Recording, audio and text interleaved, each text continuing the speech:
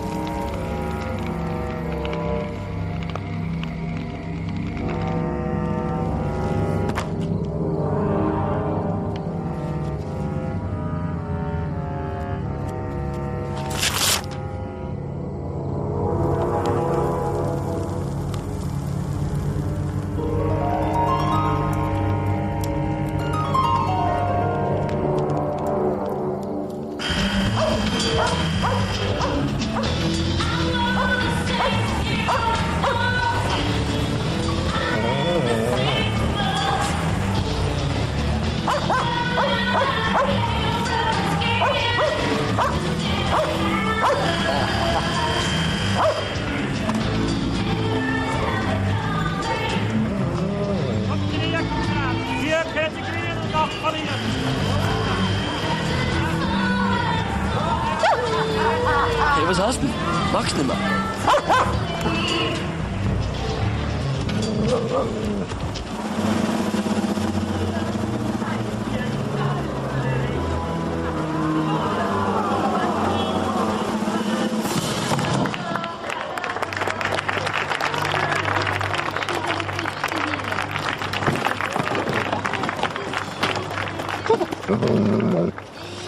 Die sind leer, da kann gar nichts passieren.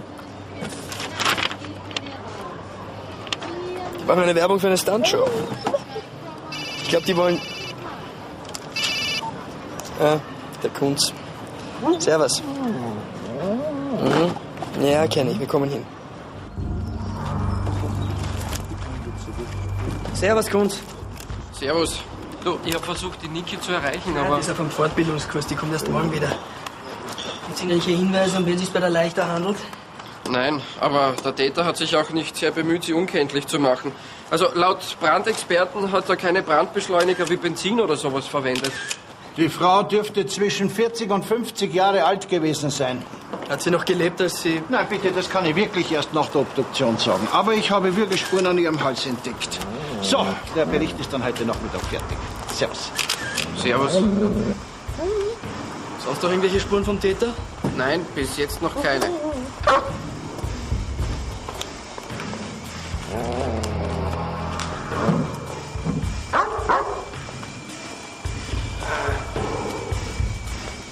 Rex, das ist ja nur eine tote Maus. Und außerdem war da schon lange keiner mehr. Das würde ich nicht so sagen. Die Fehler hat jemand erst vor kurzem hingelegt. Und ich wette, die Maus auch. Wie alt sind Sie gewesen, als Ihre Mutter diesen Unfall gehabt hat?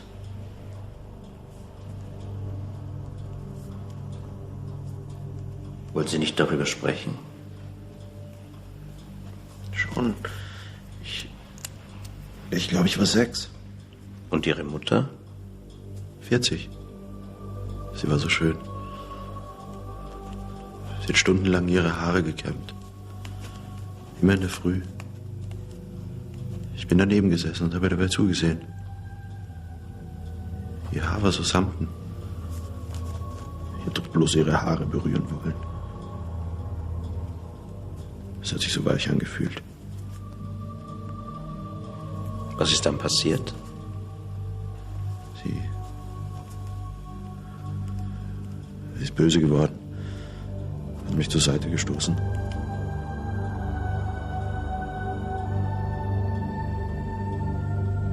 Sein Hass gegenüber Frauen, die im selben Alter sind, wie seine Mutter war, resultiert vermutlich aus diesem Kindheitserlebnis.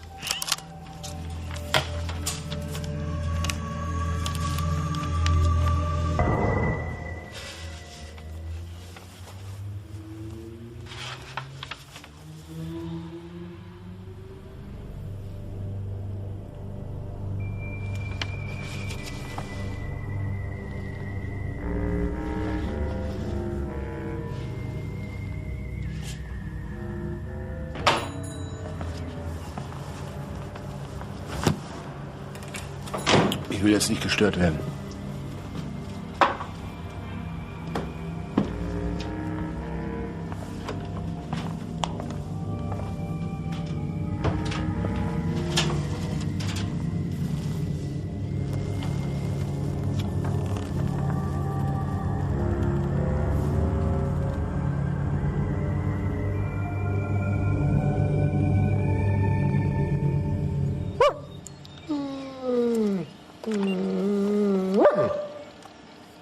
Ist schon gut, Rex. Ich hol dir gleich was zu essen.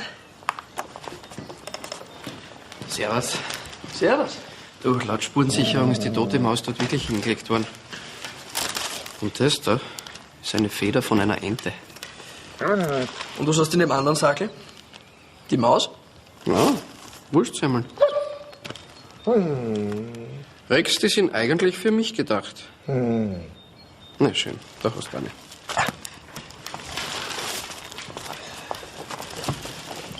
Ich frage mich, warum der Täter eine Entenfeder hinterlässt.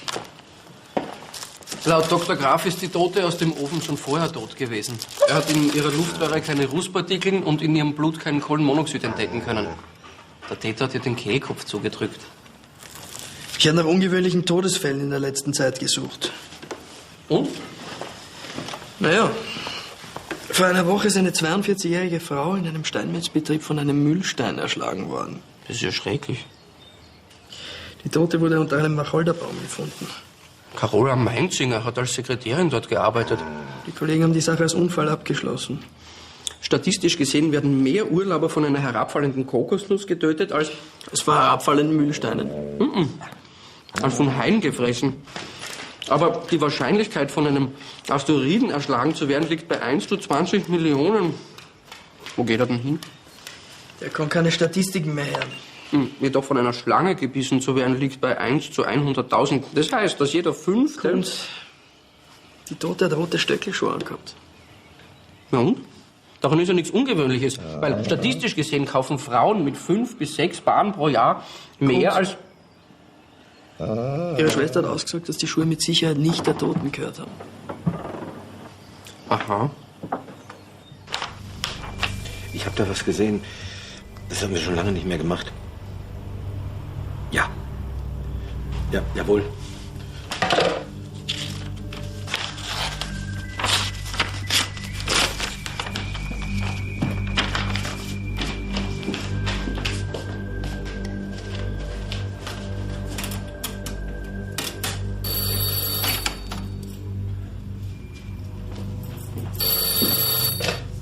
Antiquariat Buchner? Warum glauben Sie, dass das mit dem Mühlstein ein Mord war? Meine Schwester war überzeugte Antialkoholikerin. Deswegen hat es mich so gewundert, dass man in ihrer Tasche ein Fläschchen Zimtlikör gefunden hat. Aber das kann sie auch als Geschenk für jemanden gekauft haben. Nein. Sie war mit niemandem mehr in Kontakt, seit ihr Lebensgefährte sich von ihr getrennt hat.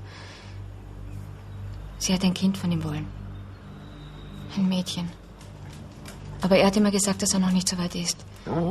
Und sie hat die Schuld dafür an seinem Sohn aus erster Ehe gesucht. Und? Und dann hat er einmal gesehen, wie die Carola den Buben in einem Wutanfall geschlagen hat. Deswegen ist es zur Trennung gekommen. Das hat sie nicht verkraftet.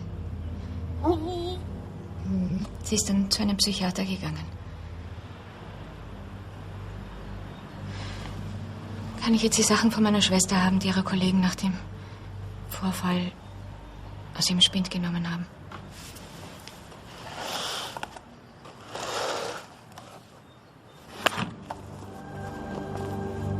Das hat sie gekauft, damit sie dem Kleinen vorlesen kann.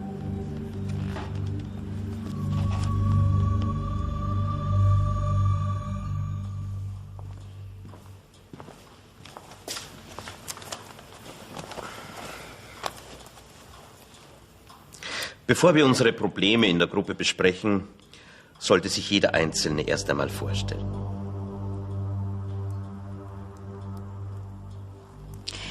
Ich habe keine Lust, hier meine Vergangenheit auszubreiten. Ich halte nämlich von diesem ganzen Schwachsinn nix. Und von diesen Schwachsinnigen hier. Beruhigen Sie sich, Frau Süß. Wollen Sie nicht beginnen? Danke.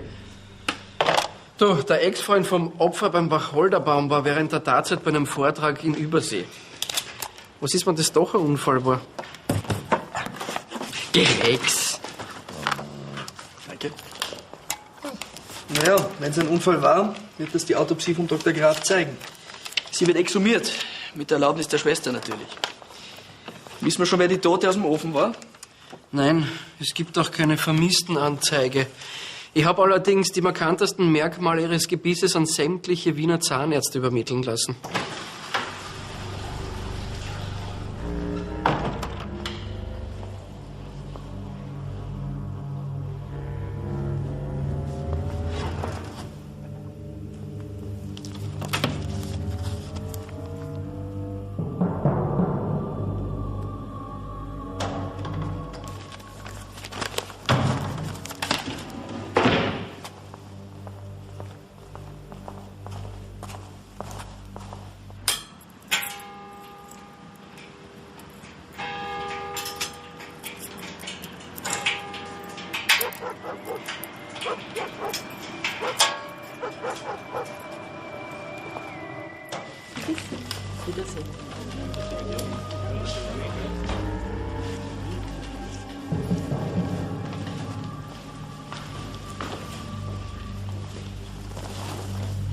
So einen Auftritt wie heute möchte ich hier nie wieder sehen.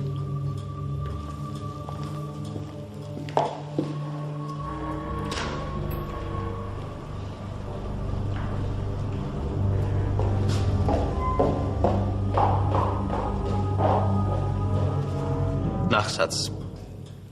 Michael Prager hat heute Abend Eva Süß verdächtig oft beobachtet. Ich befürchte, dass er seine Hemmschwelle bald überschreiten wird. Hast du X? Ich habe so das Gefühl, dass die beiden Fälle irgendwie zusammenhängen. Ich glaube, das war ein und derselbe Täter. Mhm. Und immer hat er irgendwas hinterlassen. Die roten Schuhe. Den Likör. Die Maus.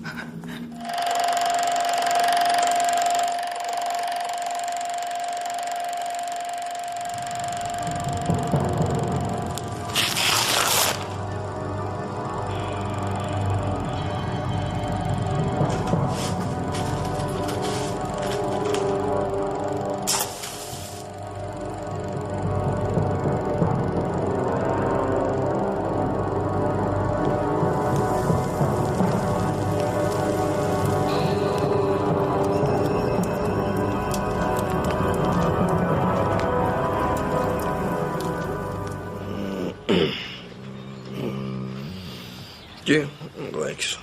Nur eine Viertelstunde. Viertelstunde. Guten Morgen. Ey, Muss aber ein harter Tag gewesen sein gestern. das kann man wohl sagen. Wieso? Sag ich dir gleich. Hey. Hoffmann? Oh je. Bitte nehmen Sie Platz, bin gleich bei Ihnen. Ja, Wissen Sie, was für ein Lokal die Leuchtreklame sind für einen Zahnarzt die leuchtenden Zähne? Aha. Ist gut fürs Geschäft. Ja, ich bin eigentlich hier, weil... Weil die Beißer kein Veto und ich weiß. Nein. So, bitte A sagen. Na, hat mich jemand von meinen Patienten wegen Körperverletzung angezeigt? Schauen Sie, nur weil ich ab und zu meinen Kunden ein bisschen Schmerzen zufüge, ist das noch lang kein Grund, mich zu verhaften, oder? Ich bin hier, weil Sie sich gemeldet haben wegen des Zahnprofils unserer unbekannten Toten. Ach so, warum haben Sie es nicht gleich gesagt? Ja, Manuela Blau. Die ist öfters hier gewesen. Schauen Sie, die Brücke da, die habe ich vor einem Monat bei ihr gemacht. Auch die Füllungen für den 4-3er, den 2-6er und da hinten die Krone. Kann ich das mitnehmen? Das ist selbstverständlich. Moment. So kann ich Sie aber nicht weggehen lassen. Der 4-7er, der schaut überhaupt nicht gut aus.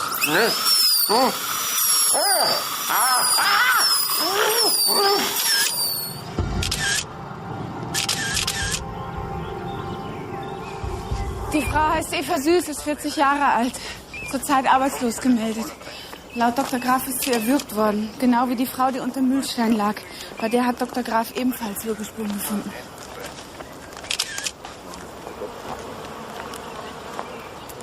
Wir haben es mit einem Serienmörder zu tun.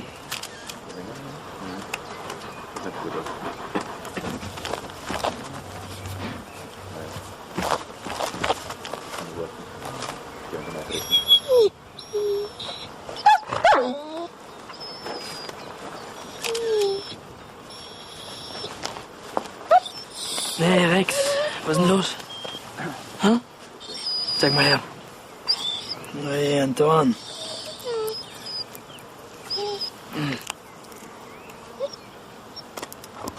Besser?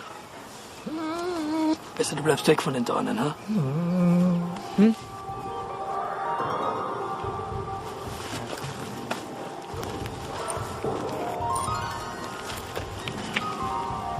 Ein weiterer Hinweis vom Täter. Wir müssen diesen Wahnsinnigen finden, bevor wieder was passiert.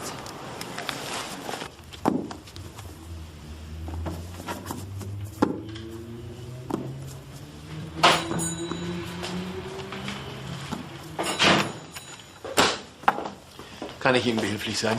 Ja, ich suche ein bestimmtes Buch.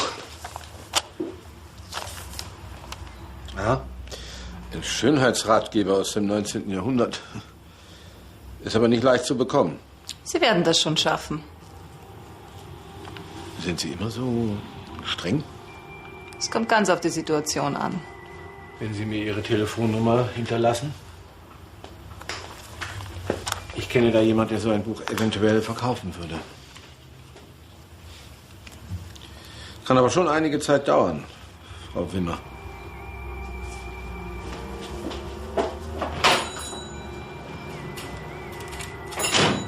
Michael? Ich muss noch was erledigen.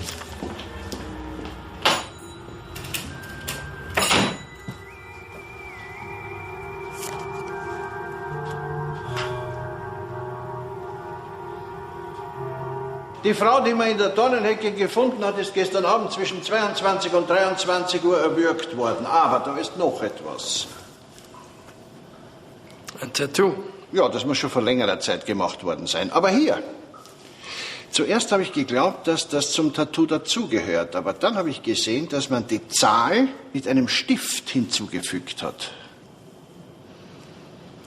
Die 13. Ja, böse 13. Die Frau hat vor einem halben Jahr noch als Animierdame in der Gildo-Bar gearbeitet.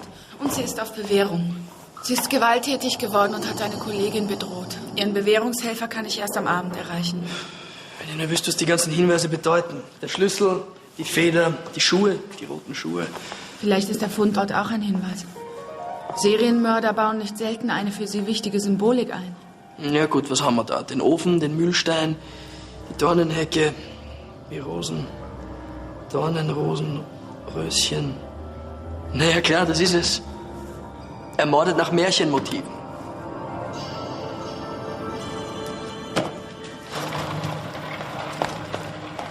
Ah, grüß Gott, Hoffmann, mein Name, Entschuldigung.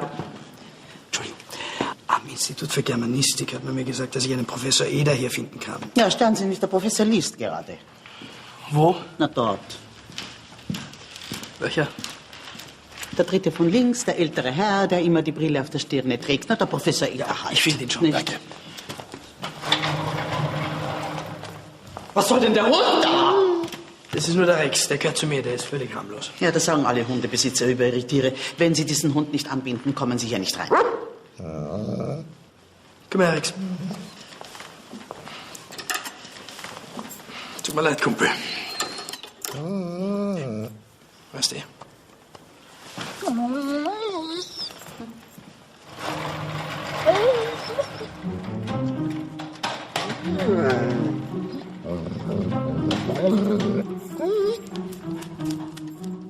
Sie haben richtig vermutet, junger Mann. Im Märchen Dornröschen kommt die Zahl 13 vor. Die 13. Fee, die nicht eingeladen wurde und deshalb den Bann auf Dornröschen legte. Und das hier, das ist der Schlüssel, mit dem Dornröschen die Turmzimmertür aufmachte, dann die Spindel gefunden hat und so 100 Jahre schlafen musste. Ja. Und was ist damit? Das ist eindeutig Hänsel und Gretel. Eine weiße Ente hat im Märchen die Kinder über ein Wasserhindernis geführt. Und die Maus? Die Maus. Ja, das Märchen endet mit einem kleinen Gedicht. Das Märchen ist aus, dort läuft eine Maus. Und wer sie gefangen hatte, konnte sich eine Pelzkappe aus der Maus machen lassen. Schrecklich.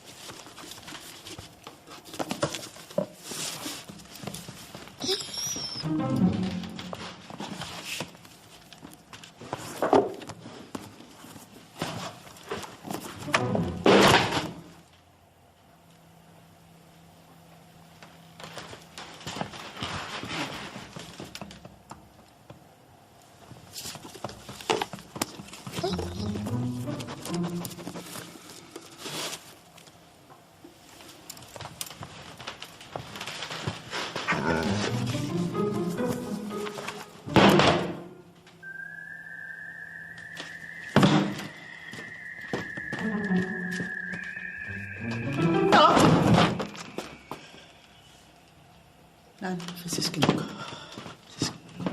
Ein Fläschchen Zimtlikör und ein Wacholderbaum. Ja, so heißt ja auch das Märchen. Von dem Wacholderbaum. Da ist eine Stelle drin, da wird der Geruch von Zimt beschrieben in einem Maße. Und die roten Schuhe? Ja, die sind nur ein Vorwand, um die böse Stiefmutter aus dem Haus zu locken. Da wird sie dann von einem Mühlstein erschlagen. Warum? Strafe dafür, dass sie ihren Stiefsohn mit einem Truhendeckel erschlagen, dann gekocht und dem Vater zum Essen serviert hat. Schrecklich. Warum sagen Sie eigentlich immer schrecklich? Ich habe einen Kollegen im Büro, der sagt das immer. Vielleicht fährt es ja langsam auf mich ab. Schrecklich. Ja. Ich frage mich, nach welchem Märchen der Täter als nächstes zuschlägt. Herr Direktor, ich habe mich nicht betrunken. Entschuldigen Sie. In der Bibliothek spukt es. Sie hat genauso ausgesehen wie meine Mutter. Die langen Haare. Und diese Frau ist auf der Suche nach einem Schönheitsratgeber gewesen. Ja. Ich habe wieder dieses Gefühl bekommen. Sehnsucht nach Zärtlichkeit. Und dann der Hass. Der Wacholderbaum, Hänsel und Gretel, Dornröschen. Hast du irgendwas in der Abhandlung gefunden, die der Professor mir mitgegeben hat? Aber hast du gewusst, dass die Gebrüder Grimm ihre Märchen den damaligen Wertvorstellungen entsprechend entschärft und immer wieder umgeschrieben haben? Die früheren Ausgaben waren zu erotisch. Fest steht, dass sich unser Täter Frauen aussucht, die über 40 Jahre alt sind. Wenn wir wüssten, wie die Frau aus dem Ofen heißt. Manuela Blau. Was ist denn jetzt mit dir los? Ein Zahnarzt konnte unsere Tote aus dem Ofen als Manuela Blau identifizieren. Seine Patientin. Kinderlose Witwe, 40 Jahre alt.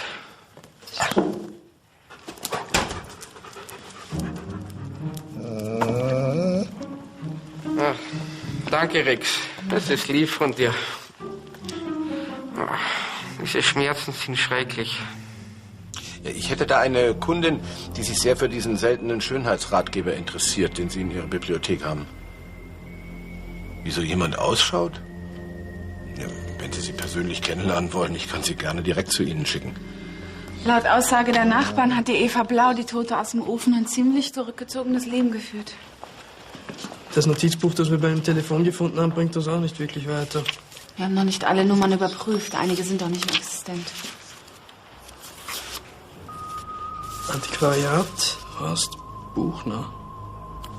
Buchner? Das habe ich doch schon irgendwo gelesen. Da gibt es sicher Märchenbücher zu kaufen.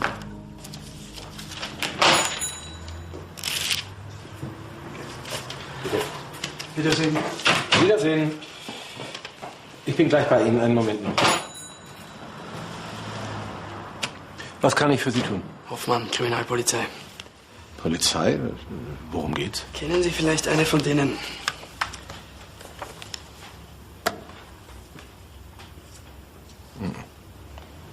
Bei der haben wir ein Buch gefunden, mit einem Stempel aus Ihrem Antiquariat. Ich habe viel Kundschaft. Kann ja auch sein, dass jemand anders das Buch gekauft hat und dann weiterverkauft hat. Moment.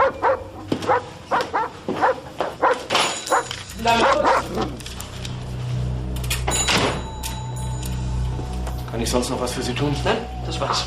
Danke, bitteschön.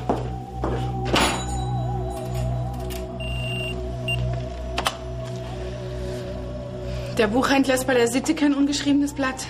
Hat eine Vorliebe für Sadomaso-Spiele.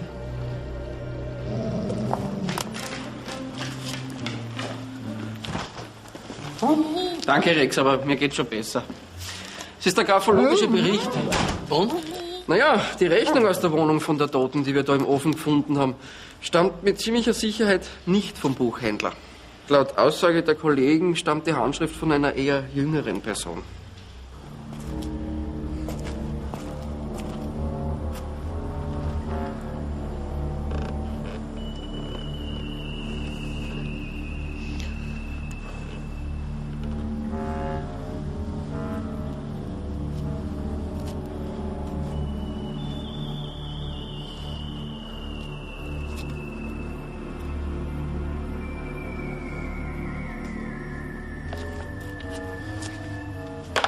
Der Buchhändler hat einen Lehrling namens Michael Prager. Ich versuche die ganze Zeit, ihn telefonisch zu erreichen, hebt aber keiner ab. Die 3 Märchenfiguren sind doch in den Geschichten für ihre böse Tat bestraft worden. Sag mal, die Animierdame ist doch gegen eine Kollegin gewalttätig geworden, oder? Mhm. Sie ist deswegen auch ein halbes Jahr im Gefängnis gesessen. Als Bewährungsauflage muss sie sich behandeln lassen von einem Dr. Scheidner, hat mir ihr Bewährungshelfer gesagt. Die Tote und der Mühlstein war doch auch in psychiatrischer Behandlung. Finde heraus, wer damals ihr behandelnder Arzt war und setz dich morgen mit dem Dr. Scheibner in Verbindung. Wo ist eigentlich der Kunz? Der schaut, ob er etwas über den Buchhändler herausfinden kann.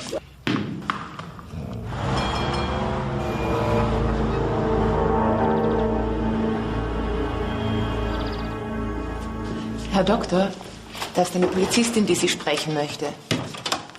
Guten Tag, Herzog. Kriminalpolizei.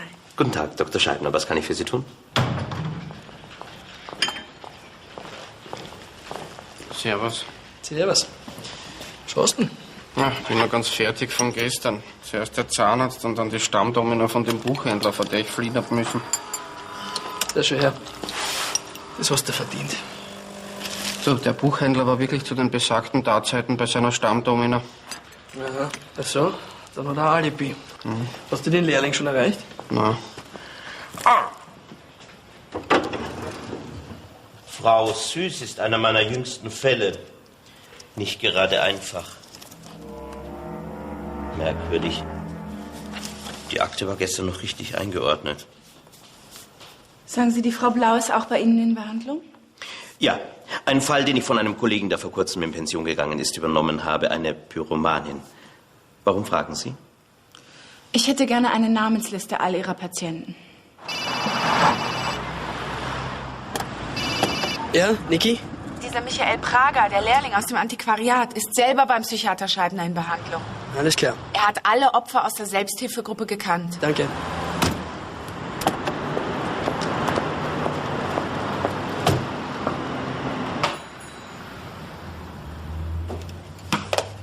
Ich sehe schon wieder. Haben Sie was vergessen? Na, nicht frech werden, sonst ruft man die Sitte. Und die sind schlimmer als Ihr Domina. Wir suchen Ihren Lehrling, den Michael Prager.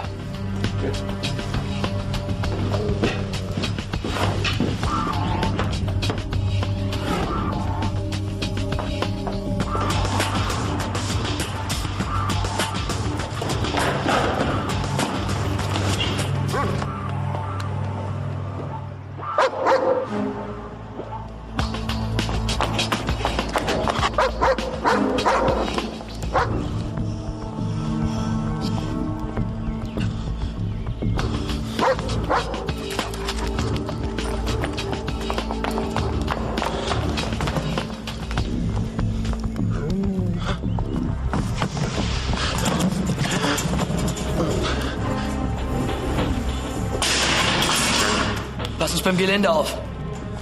Ich springe, wenn Sie näher kommen. Ganz ruhig, Herr Prager. Ganz ruhig. Ich mein's ernst. Ich springe, wenn Sie nur einen Schritt näher kommen. Herr Prager, setzen Sie Ihr Leben nicht aufs Spiel. Das zahlt Sie nicht aus. Kommen Sie weg vom Gelände. Nur wenn Sie jetzt sofort verschwinden. Herr Prager, ich möchte mit Ihnen reden. Warum? Was wollt ihr überhaupt von mir? Wir wollen nur mit Ihnen reden, sonst nichts. Ich springe, wenn Sie näher kommen. Hol Verstärkung. Okay. Ganz ruhig. Kommen Sie rein. Herr Prager, ich gehe jetzt einen kleinen Schritt zurück und Sie kommen einen Schritt näher. Nur wenn Sie verschwinden. Sie sind doch bei diesem Dr. Scheibner in Behandlung. Ja und? Ist es ein Verbrechen? Nein, natürlich nicht. Was wollen Sie dann von mir? Herr Prager, kommen Sie rein. Wir wollen nur mit Ihnen reden. Nur reden, sonst nichts. Die Feuerwehr kommt schon. Sie besuchen doch regelmäßig eine Selbsthilfegruppe. Wieso? Sie sind nicht der Einzige, der mit Frauen Schwierigkeiten hat. Das können Sie mir glauben. Ich habe die Eva Süß nach der Sitzung verfolgt. Ja. Aber dann ist sie in ein Auto gestiegen, das neben mir gehalten hat. Und davon gefahren. Haben Sie das Kennzeichen erkannt? Nein. Herr Prager, kommen Sie rein. Ich glaube, ihr wollt es mir reinlegen. Das ist nur die Feuerwehr, Herr Prager. Nur die Feuerwehr. Kein Grund zur Sorge. Es wird Ihnen nichts passieren, wenn Sie jetzt reinkommen. Versprechen Sie mir das? Ja. Passen Sie auf!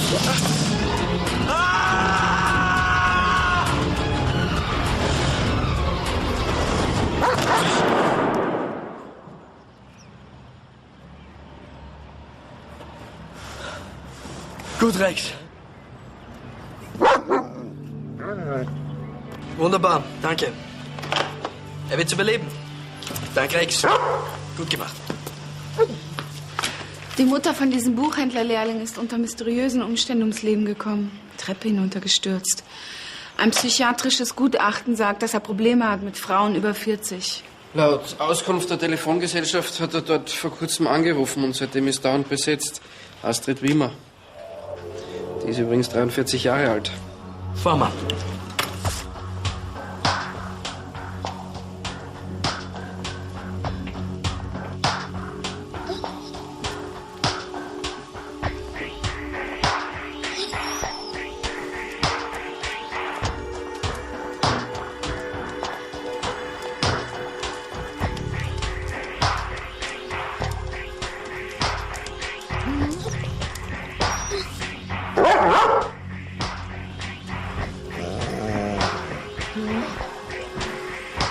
Wohnung ist leer. Was ist das? Das hat vermutlich der Täter beim Kampf verloren.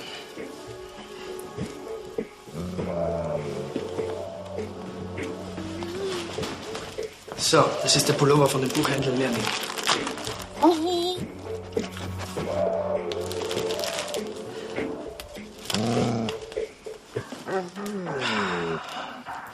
Das heißt, dass der Schnürriemen nichts mit dem Lehrling zu tun hat.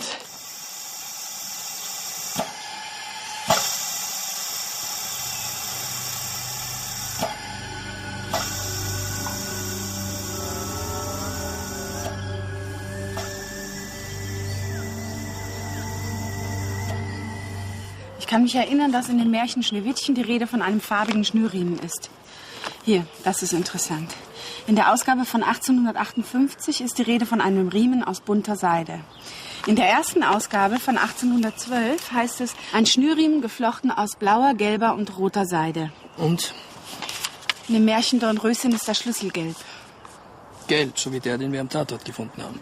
In einer späteren Ausgabe ist aber die Rede von einem rostigen Schlüssel. Das heißt, dass die Ausgaben, nach denen unser Täter mordet, älter als 1858 sein müssen. Und sowas findet man nur in einem Antiquariat. Bei dem Psychiater sind doch auch alte Bücher rumgestanden. Mhm. Und jedes der Opfer war bei dem Scheibner in Behandlung. Ich fahre mit dem Rex zum Psychiater. Schau du, was du in der Zwischenzeit über den Scheibner rausfinden kannst. Und der Kunz soll den Buchhändler fragen, ob er eine ältere Fassung von Grimms Märchen verkauft hat oder besitzt. Servus. Servus.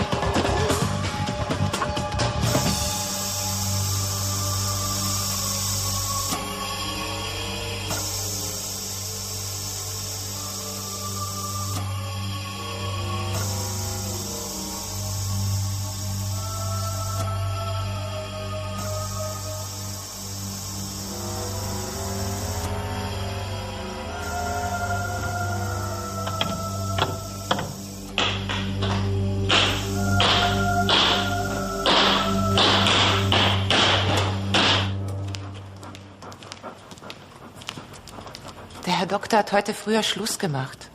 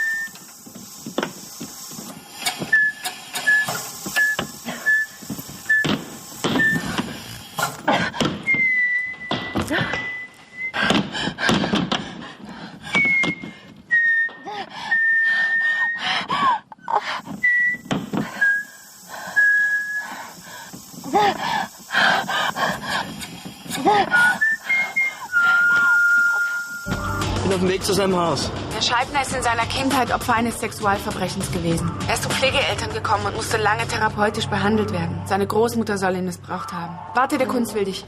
Du, laut Aussage von diesem Buchhändler hat er dem Psychiater einen Nachdruck der ersten Grimms Märchenausgabe verkauft. Der hat das Buch unbedingt haben wollen, weil seine Großmutter ihm als Kind immer draus vorgelesen hat.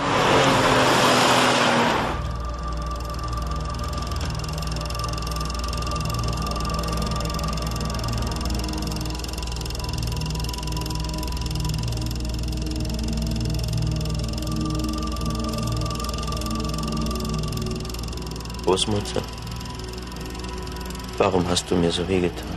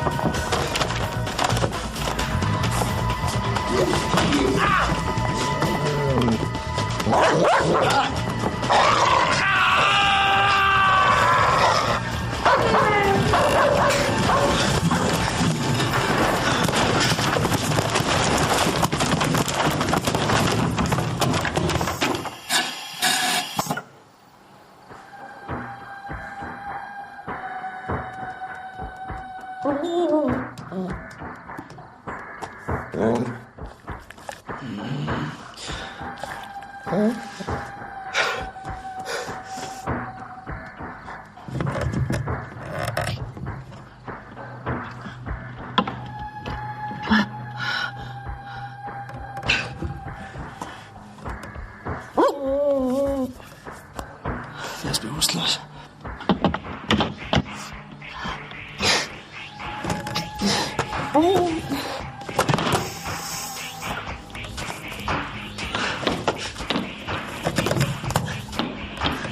Rex.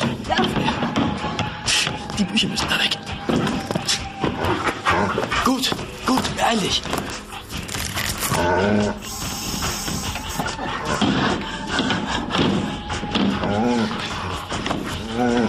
Ja, das da.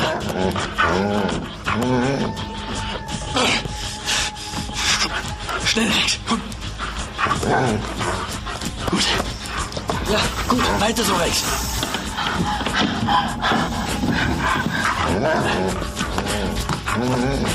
Da. Die Stelle da. Schnell, Rex, komm.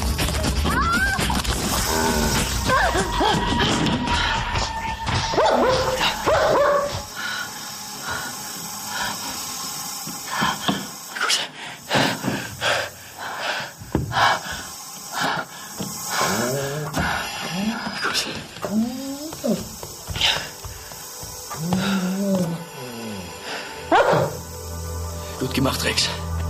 Sehr gut.